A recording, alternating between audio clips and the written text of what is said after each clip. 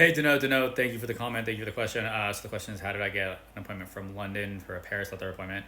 So I had already had the appointment. Long story. I posted another response to this in a few times. I think I posted a response to this. So if you want to go back to the video and check, but I booked the appointment in advance before coming to London or Paris. I had booked it from the U.S. So it's not, I don't go through the lottery system anymore, and I don't use the walk-in appointment system. I have an essay that I've worked with that I bought bags from, so that now I just reach out to them.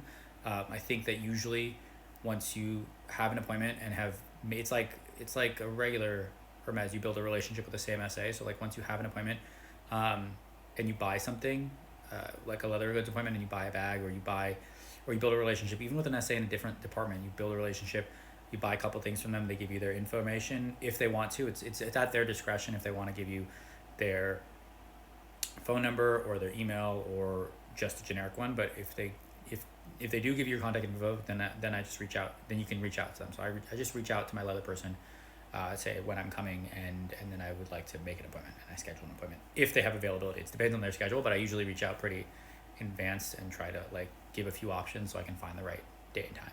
In this specific scenario, I was pretty adamant that it was my friend's birthday, and I wanted to get it on my friend's birthday, and luckily my SA was working and available to get a time and work it like that.